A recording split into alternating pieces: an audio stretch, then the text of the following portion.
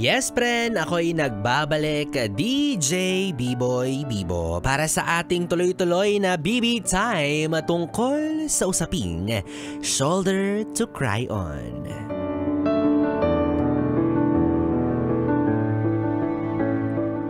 Yes, friend, ikaw ba? Sino yung taong alam mong makakantahan mo ng minsan gusto kong magtumbong sa'yo? Mali!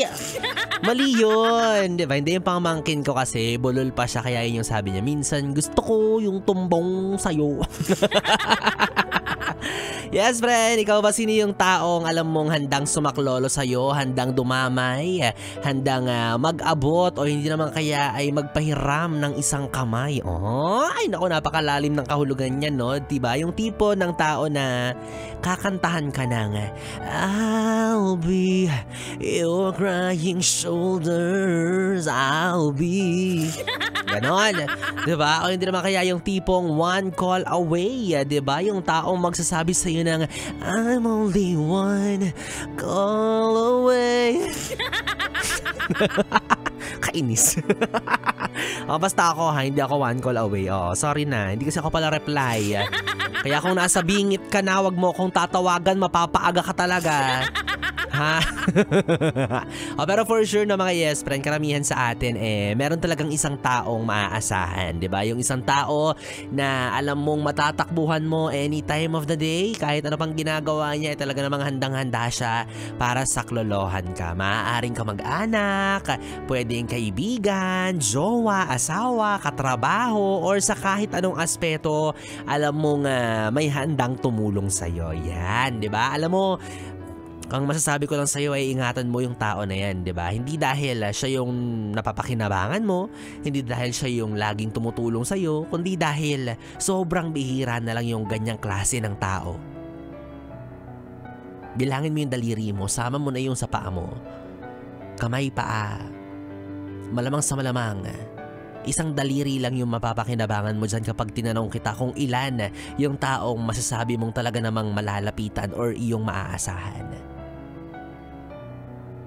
Kaya yung taong nalalapitan mo ngayon, natatakbuhan mo sa kahit anong klaseng pagkakataon, pahalagahan mo siya ng sobra.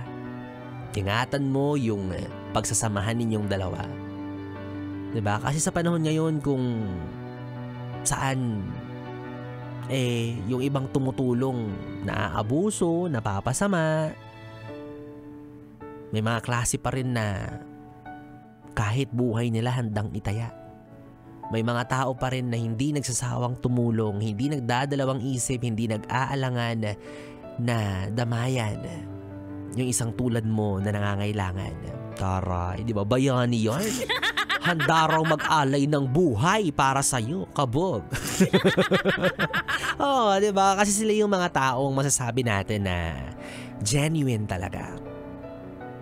Purong-puro yung pagiging mabuti nilang tao. May malasakit, may puso, matatakbuhan, malalapitan. Nako, kaya yung mga politiko na nagsasabing meron silang malasakit at may puso, nako, tigilan nyo kami, oo.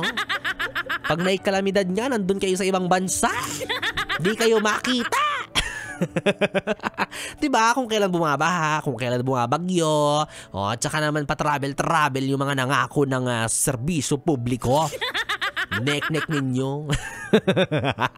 So going back, ito yung mga tao na laging nandyan para sa'yo, no? Ituring mo siyang parang handrail sa LRT or, diba, sa mga tren na nasasakyan mo. Matutumba ka kapag wala siya. Kasi sa kanya ka lang umaasa, sa kanya ka kumakapit, sa kanya ka kumukuha ng lakas ng loob, ng lakas in general. Pwede mo rin siyang ituring bilang safety net mo. Siya yung tipong tuwing mahuhulog ka, handang-handang sumalo sa'yo. Yung kahit na minsan, paulit-ulit na lang yung problema mo dahil din sa kagagawan mo, dahil din sa mga desisyon mong ginagawa sa buhay mo, talaga namang hindi siya nagsasawa para ipaalala sa'yo na, eto, ganito yung solusyon. Sinabi ko na sa iyo to noon, hindi ka natututo, ang sarap mong tuktok.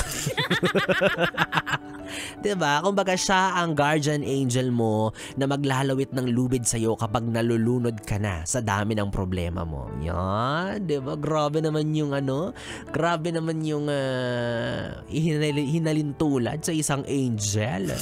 'Di ba? Kaya i-value mo yung tao na yan ha. Huwag mo siyang i-take for granted, yung tipong magpaparamdam ka lang sa kanya pag may problema ka, pero kapag okay ka na, hindi mo na siya naaalala, hindi mo na siya kilala. Grabe ka naman!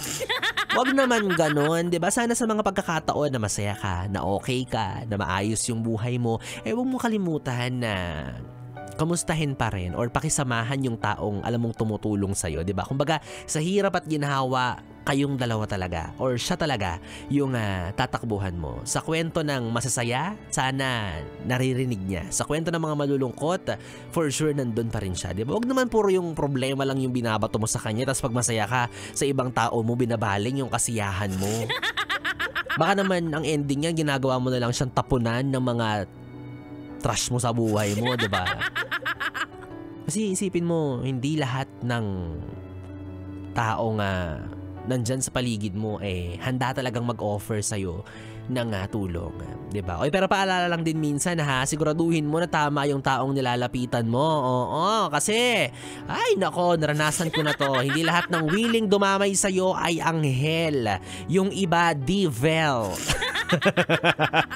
So piliin mo rin na mabuti, no? Salain mo rin kung sino yung mga taong lalapitan mo. 'Di ba? Sabi nga nila, paulit-ulit nating sinasabi, kahit gaano ka nakauhaw, piliin mo pa rin kung sino yung taong hihingian mo ng tubig. Yung taong after kang painumin, wala na. 'Di ba? Buong puso niya lang ginawa. Buong pagpapakumbaba. Huwag dun sa taong after kanyang bigyan ng tubig, after niyang mapatid yung uhaw mo, papangalandakan niya sa buong mundo na, ay, tinulungan ko yan, nangailangan yan, sa akin lumapit yan. 'Di ba? Kasi hindi lahat na nakikinig concern sa'yo. Yung iba gusto lang sumagap ng chismis tungkol sa'yo. Yan. Yan ang katotohanan, 'di ba? Hindi lahat na nakikinig sa'yo ay concern. Hindi lahat ng nasa paligid mo dumadamay sa'yo talaga namang gustong masolusyonan yung problema mo. Yung iba walang pakialam sa'yo yan. Yung iba gusto lang nila ng, ay, ano nangyari? Ano na? Bakit pa nagkaganon? Bakit nagkaganyan? Anong gagawin mo? And then after nun, after ng kwentuhan ninyo, after mong isiwalat yung nararamdaman mo at kahinaan mo, papangalandakan niya na yan sa kung sino-sino. Diba? Kaya piliin mo yung mga taong lalapitan mo. Kasi ang mahirap dyan, yung dati mong sinusumbungan, ngayon, lagi ka nang sinisiraan.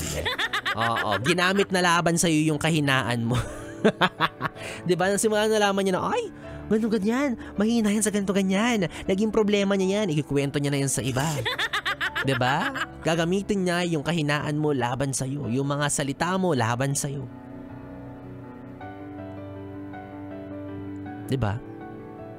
Well, reminder lang naman ito, no? Hindi ko naman sinasabing lahat ganoon kasi baka magka-trust issue ka bigla doon sa taong pinagkakatiwalaan mo, hindi ka na mag-open up. Kasalanan ko pa, di ba? Pili lang naman yan. So, ang sinasabi ko lang naman dito, maging careful tayo sa ating pagsasabihan, ating sasandalan. Yung taong talagang sigurado ka na concern sa'yo. Di ba? Hindi yung taong mema lang. Sige na nga, ito na yung balikat ko, sandalan mo na. Ito na yung t-shirt ko, punasan mo na ng luha. O ito na yung panyo ko, singahan mo ng sipon mo. Di ba? So bottom line, mga yes friend, it's nice to have someone to cry on. Paalala ito sa atin na okay lang maging mahina, okay lang din humingi ng tulong, walang problema doon. Lahat tayo dumarating sa punto ng buhay natin na nangihina tayo, kinakailangan natin ng helping hand ng iba para tulungan ka. And that is okay. That is normal. And likewise, no, okay rin po ang tumulong, 'di ba? Ikaw kung lapitin ka ng mga taong humihingi ng tulong, ayos 'yan.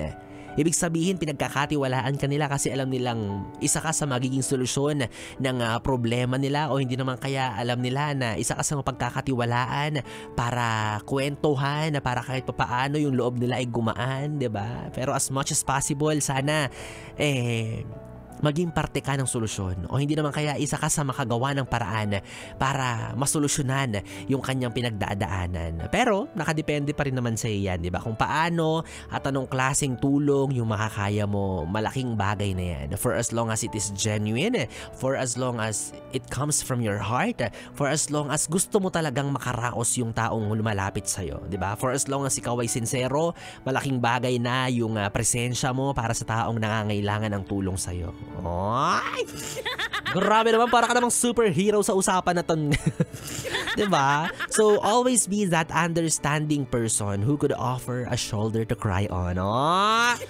Pwede mong gawing bio yan sa Facebook ha. Lagay mo doon, I am your understanding person who could offer you a shoulder to cry on. B-Boy Bebot 2025. Ay, pero ako, tsaka nyo na ako gawing shoulder to cry on ha. Kapag malaki na yung balikat ko. Kapag malaki na yung biceps ko. Sa ngayon kasi medyo dudulas ka pa pag sumandal ka dito eh. Oo eh. Tsaka hindi pa siya masarap sandalan kasi alam mo na, makipot pa yung balikat ko. Tsaka na, pag masarap ng sumandal kay B-Boy Bibo, ha? Piga-pigain mo pa, pwede na makagat-kagatin mo. Yes, friend, tatlong oras na BB time ang ating pinagsamahan. Nakapiling niyo po ang DJ na mabilis bumayo. Ang dila sa mikropono. Ako po si DJ B-Boy. B-Boy Bibo. Magkasama't magkarinigan tayong muli bukas sa parehong oras. Dito lang sa istasyong No Problem, ang 101.1 Yes FM. Solid. Good day, BB. Mwah, mwah.